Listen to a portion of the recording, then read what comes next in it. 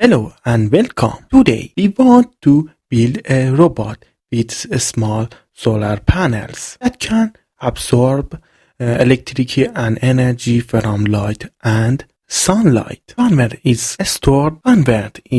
stored battery into its own movement. We have designed a board that can handle such a task, and we have put a lot of effort into this product and video. Please support us by liking the video. First, we assemble the microcontroller on the board. Using an armature, we help attach the welds and connect the assembled board, the armature and panels so that energy can be transferred to the armature for movement. We also need a high capacity capacitor for storing power and energy. Be careful how you connect the positive